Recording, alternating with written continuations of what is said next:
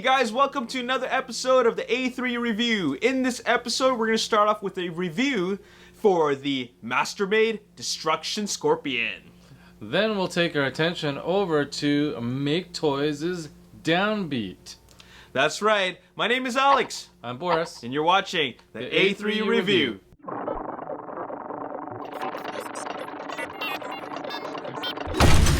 So the first thing we're going to look at is the Mastermade Mega Series SPT-04 Destruction Scorpion. Whew. Wow, that's one hell of a name. Yeah, it is. So a lot of you guys might know the Mastermade series. Of course, the Apollo has been one of the recent very cool successes. It actually started with the Titan, which didn't get as much love at the time because I think a lot of people didn't understand what this whole SD aesthetic was all about. Yeah. But as the line grew with the Diabolus Rex, the not Triptychon, and the Not Apollo, Omega Supreme. yeah, not Omega Supreme. People started really understanding what this line is about. Yeah. But I really wanted to illustrate just how massive the Scorpion looks like, even in comparison to these guys. And these guys were already great for sizing, but it really looks great as a set, right? Like it does. I really do like it. I'm so glad that you still have these guys, just because beside the Scorpion, they look like not only a complete set, but they just look so good together. That's it right. feels like you have to have them all. Yeah, I agree. Let's get right into it. Sure. The main feature here, of course, is the Scorpion. Yeah. So I really wanted to talk about, first off, let's talk about design. Okay, let's talk about design. What do you think about the design on this one, Alex? I really like the design. First of all, as a fan of the what it represents back in the 80s, I like what they did with it. It's the super deformed look. And they not only recaptured that look, but they made it a lot more, I guess, edgier. It gave it that more, destructive look, if you will. There's a lot of more these parts to it to give it more dimension. It just looks like a very, very a violent-looking character. Yeah. So I really like the design. I definitely like all of its clawy bits. Yeah. The sharp edges. Yeah, I mean, when you spin it around a bit, you see how much detail that tail has with all of the angles. The detail on the tail is just, incredible. Yeah, I love the styling of their entire line in general. Yes. I mean, I think if I could comment a little bit about the actual lines on this figure, it's very reminiscent of the rest of the line. Mm-hmm. It kind of gives it its own kind of character. Yeah. But still, like you said, homages and refers back to the original series. Yeah. Really quite nicely. Mm-hmm. And just everything from the little paint app details. I don't know if you noticed that, Alex. Yeah. All these little tampos that are everywhere. Yeah. I don't know. It really feels really well detailed and well thought out, and that's something that has really driven this whole entire series. I feel in terms of design, they've really thought about a lot of it. I love it. I don't really have many complaints about anything on this guy. Sure. I know a lot of people said that the head was kind of big, but that's kind of the point. I think it is.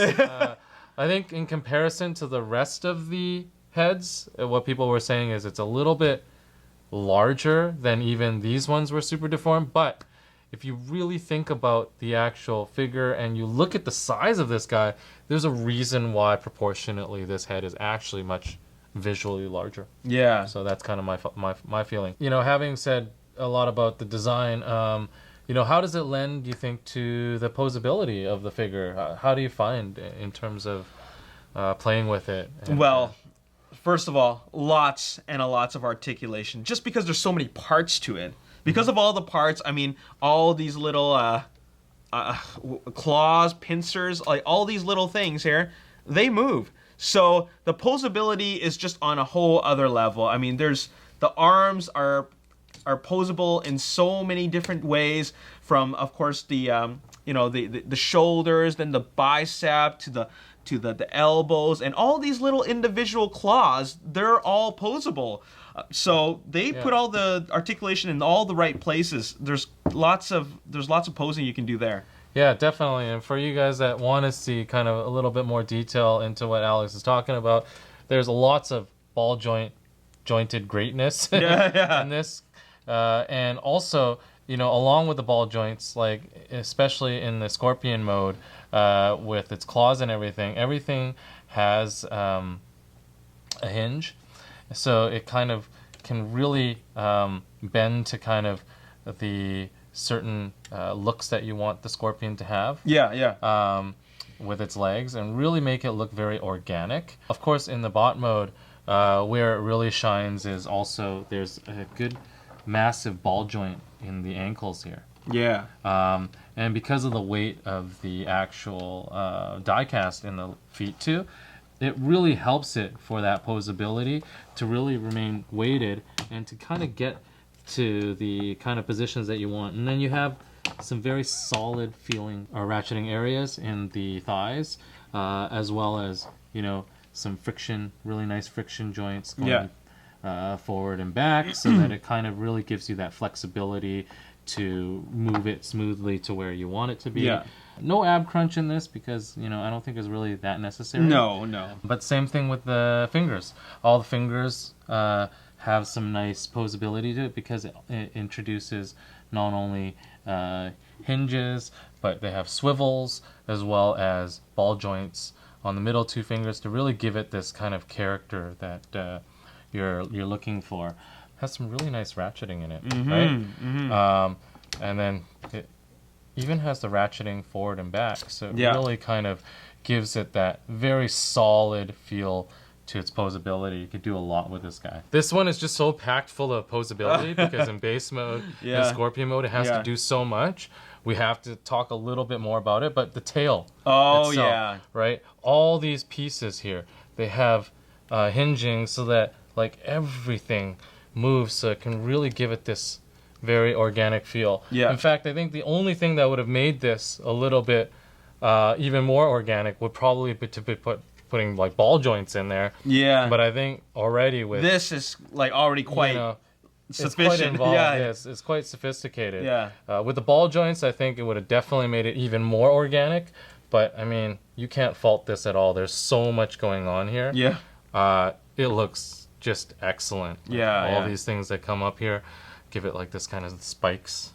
All right, so moving on from posability, let's talk about creativity. And I gotta say that I don't know how many designers were involved in this, but they really took something as simple as a SD robot and give it this beast kind of aesthetic to it, but then they were able to translate that into two more modes, the base mode and the Scorpion mode. And they still retain that beast look to it. And I think that in itself is a very, very challenging task, but they were able to do that. And that in itself is very, very creative because like I think that's what they had in mind all along, and they were able to pull that off so well. Yeah, I think fortunately too, because it is an SD figure, you kind of have to be creative to kind of shrink it down and still give it all of its proportions and figure out exactly where to kind of compress all of the design. Not only that, the transformation, right? To make it kind of still transform, look great in the Scorpion mode, look great in the base mode, and still retain this kind of miniature kind of factor. It was really great. And also, I mean, when we're talking about posability as well, there's actually a lot of creative points given to this because how it seamlessly hides a lot of this posability in its design. That's another creative point. I feel that just takes a little bit of thought and very experienced design to pull off, in my opinion. Absolutely. So, now moving on to fun factor, I think because of all those points that they had with the creativity, it actually also lent to giving it some great fun factor. Now the fun factor, there's so many little things that I love about this thing. I mean, first off, when it's in the Scorpion mode, and remember how we were like just wowed by how you could pull off.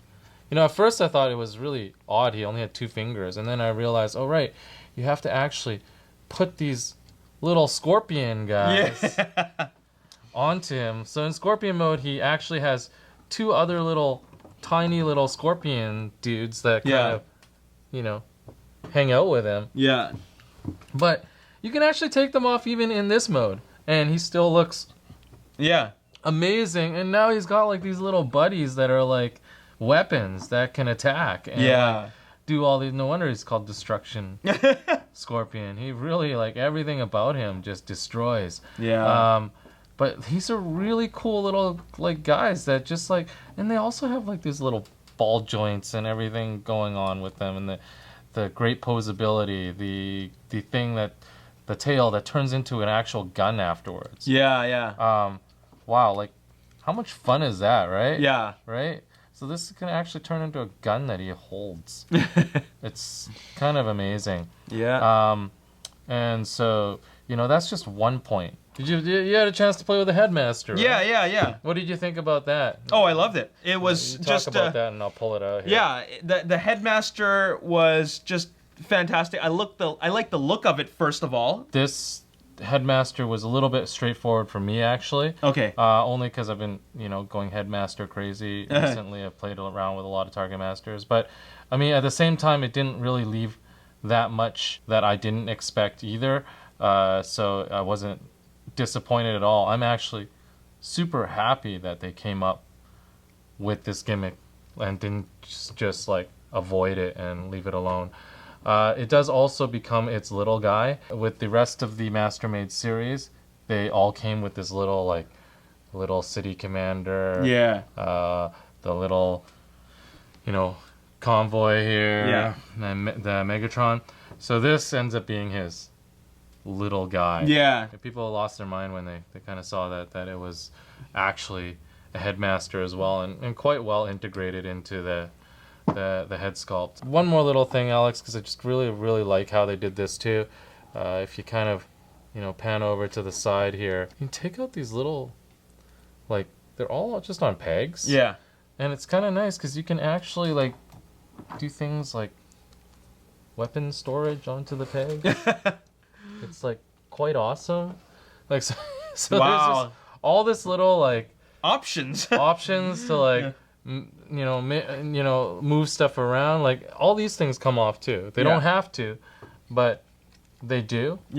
So you have options for putting these guns in different places.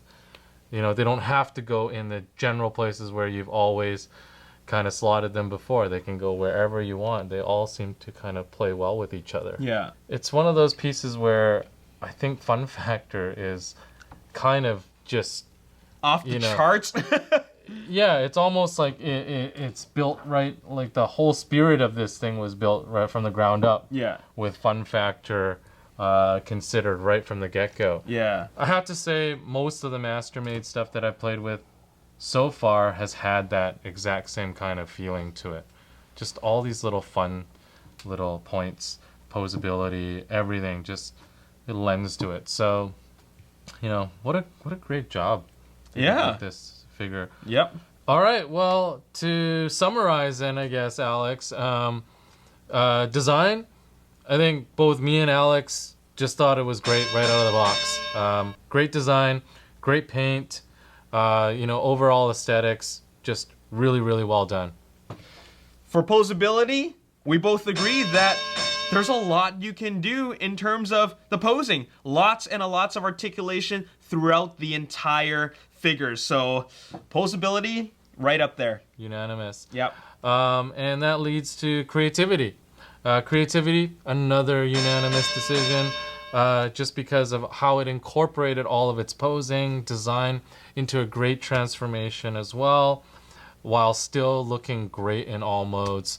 Very creative take on Scorponok. As for fun factor, once again, unanimous. We got 3 modes, lots of transformation, scorpion hands that come off, Headmaster, like a movable tail, lots of fun there. Yep, definitely. All right, well, all 4 categories are unanimous, and therefore this deserves the A3U Review Award of Awesomeness. All right, congratulations. All right, so that is our review of the Master-Made Destruction Scorpion. That's right. Thank you for watching.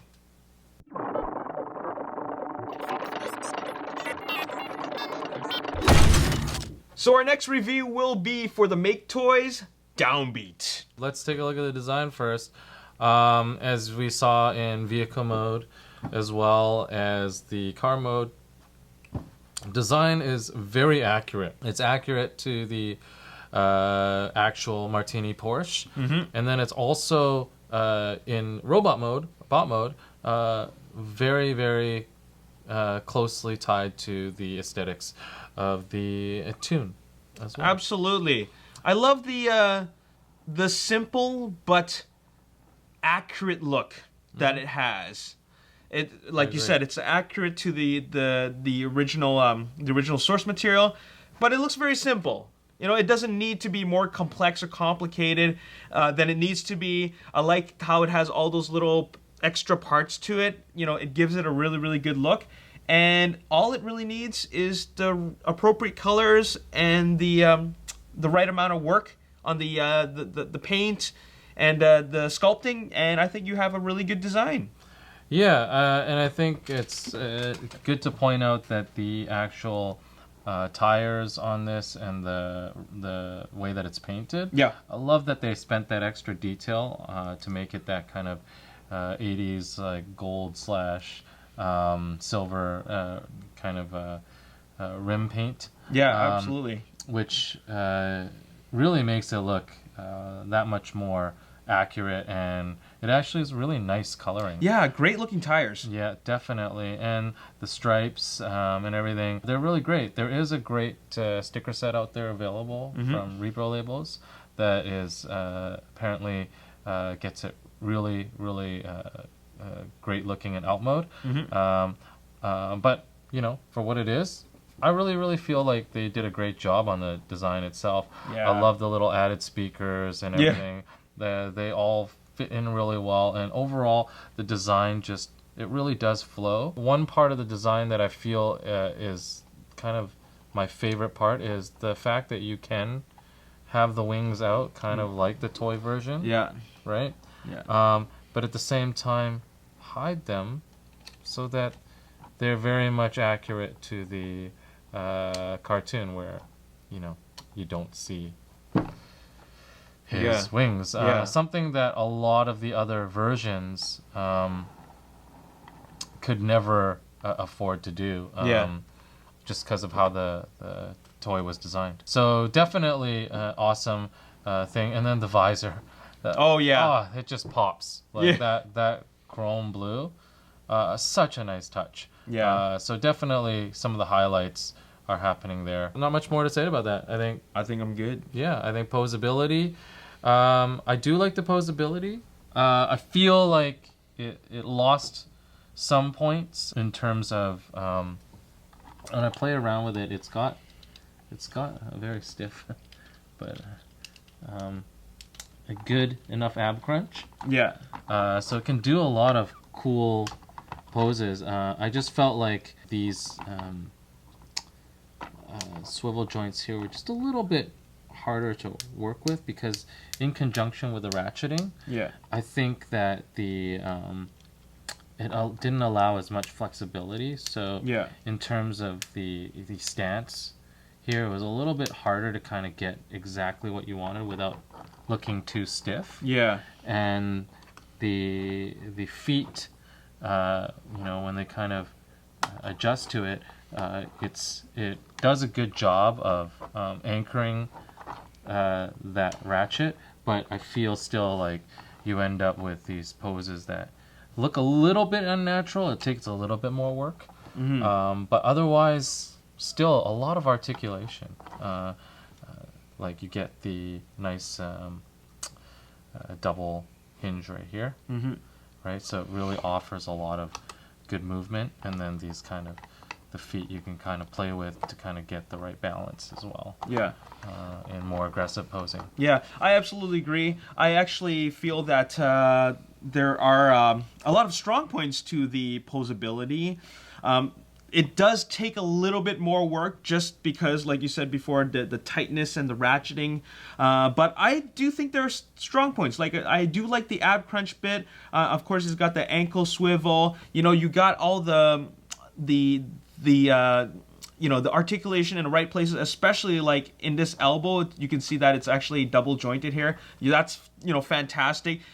It takes a little bit of work to pose them, but I still think that with the patience, you can actually put them in some pretty good poses. So yeah, definitely. And, one thing that they do very well is these kind of double hinges where you really get a lot of motion in the knees and the elbows, which really can give it those dynamic looks. And really, for me, that's very appealing because you can really give a lot of organic kind of life to the arms. Not a whole lot of ball joint happening in this figure. Just as a note, that's not necessarily good or bad. Yeah. For this figure, it doesn't seem to hinder it at all. So it's really kind of just an observation more than anything. Yeah. But yeah, I'd say my favorite parts are the double hinges, the ab crunch. Yeah. Really lend to it. The feet, I feel, are and the thighs are the weakest points right here. But otherwise, great posability in general. All right. Well, let's move on to creativity. Yes, creativity. Now, this is a really tough one for me. I agree. It is a bit tough because, they're mixed feelings. Yeah, they're taking something that already exists, but they're putting their own little spin on it. I like the fact that they have extra face plates, and I like the fact that they added these speakers, but at the end of the day, this is something that we've already seen before. It is still a masterpiece style version of that character, but I really can't say a whole lot other than that. Like, it's just another company's take on it. If I was to compare it with the Generation Toys version of Jazz, again, gave me mixed feelings. The creativity was there because they actually tried to do a newer model of a Porsche, which to me was really great to see. Yeah. Something different. The paint job also was done in this kind of pearl white. Yeah. But its transformation really lacked a lot of creativity.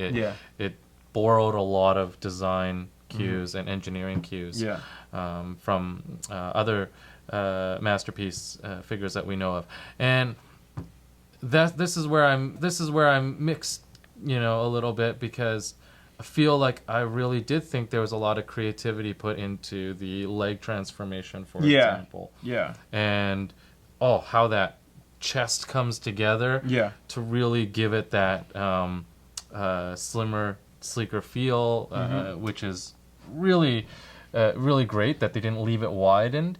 And then, as we already talked about, leaving space for and creating a mechanism for the wings to kind of fold in and disappear when you want it to. Yeah. That part I found really creative. Yeah. Definitely a strong point. Definitely a strong point, but I don't know if I could say it's 100% creative just because this is just another iteration. It's basically Jazz. It wasn't. It didn't have to be too much style to be put in. Having said that, I'm glad they did it because I've been longing for a really nice looking Jazz. So here it is, right? Yeah, it is a good looking Jazz. Yeah, exactly. And then I think what hit it with the creativity points, which maybe is more of the fun factor point. Maybe we should move on to fun factor, actually. Let's move on to fun factor. I feel like these little pieces were a lot of fun. Yeah. Being able to homage this piece here too. Oh yeah, the grappling hook's nice. Nice touch. It's a very nice touch, but I really didn't have a whole lot of fun with the feet. Yeah. Oh boy, that transformation, just that one section was. Yeah. It was so clever, up to this point. Yeah, up until that. The 180 kind of swivel, and it's like one of those things where you're like, that's totally great, clever engineering. And then realizing I had to peg every single... It's got to be really precise. It lost a lot of that intuitive feel that I feel MakeToys has come to provide for me. Yeah. So it took a lot of the fun out of transforming the last little bit there for me. Yeah. Not to say that after doing it a few times that you don't get it, and like you get it. Like it's not overly complicated. That's not the issue.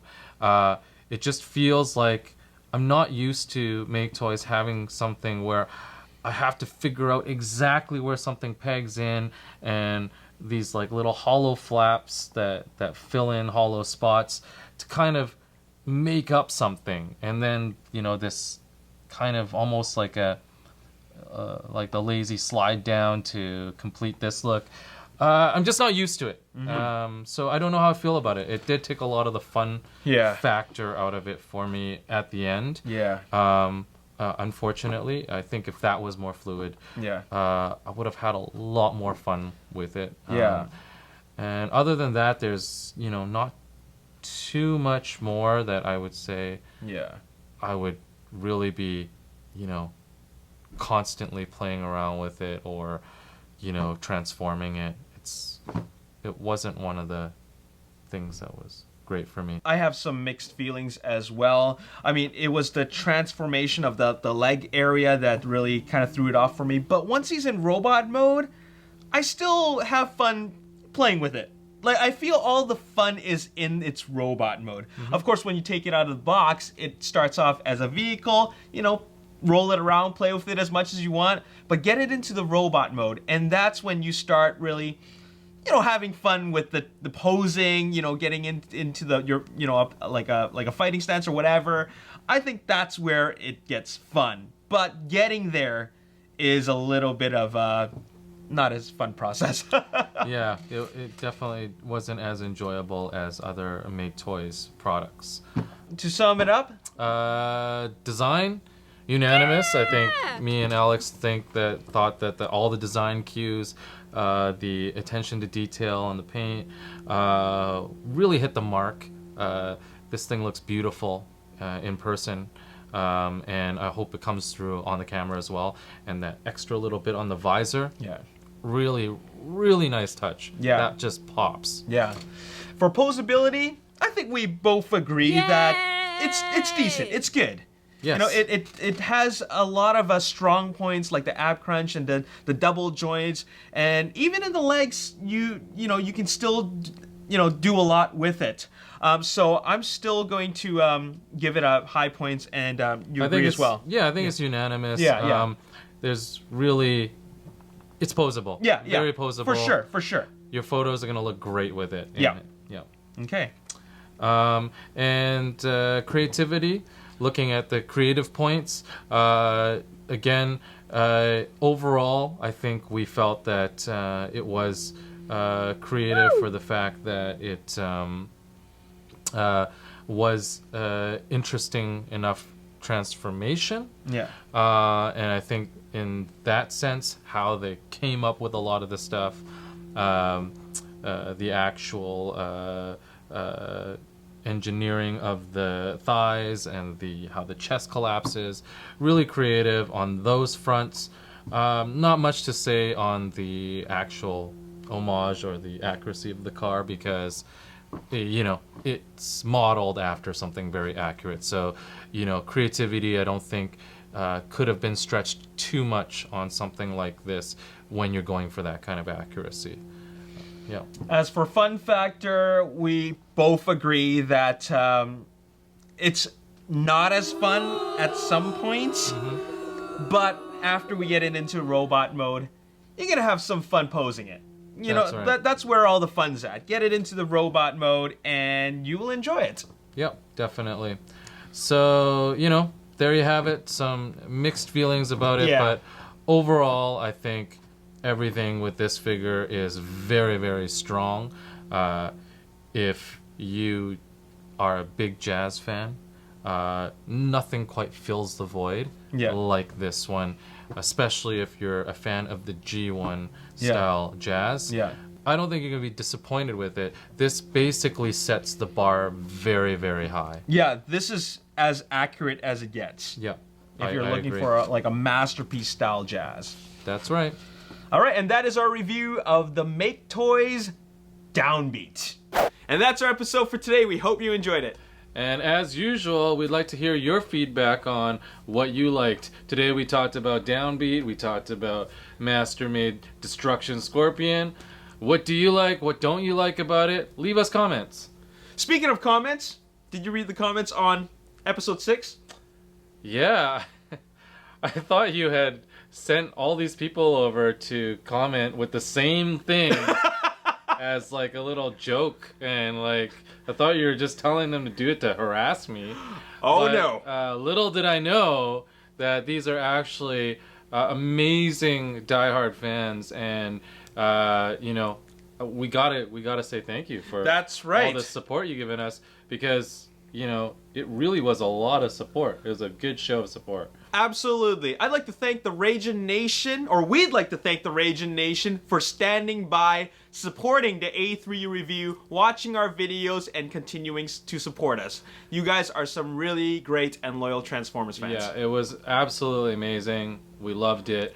And we're going to give some shout-outs right now, That's right. Just like I said before, in my video in the Ragin' Nation channel, I would give random shout-outs to people who typed in Ragin' Nation standing by. So I'll read some and you can read some. Here we go. Yeah, absolutely. We could shout out. We're gonna give a shout out to Human Gamer, Juan Contreras, Damon Putch. And let's see here. Whoa, the TF fan, the Mega Prime 543 or 453. Agent Awesome for Life. You are awesome for life. And Trip Titty Frizz. Yep. And also Pop Georgiana, Universe Prime, Ramdean Productions, and Dale Bentley. Let's not forget Scoptimus Prime, Elite Plays HD, and The Dark Knight 8118 YT. As well as Maximus Prime Productions, Disney 24, John Osborne, and The Duck of Fortune. And Michael Proctor, Lorenzo Centino, Lego TV, Grimmop, Wanderer Brothers. All right. Thanks a lot Awesome. to everybody. I know there were a lot of names, at least 100 of you guys, but we just want to thank everybody. So thank you so much for all your support, and thank you for continuing to support us. We got more episodes coming up. Yeah, and we're going to work our asses off to make sure that you guys get all the great content that you guys have seen so far, and a lot of new content to come. So, as always, if you enjoyed this review and you really liked it, hit the like button, subscribe to the YouTube channel, like us on Facebook at Ages 3 and Up, and also follow us on Twitter at Ages 3 and Up, and we'll see you next time. See you next time. Bye.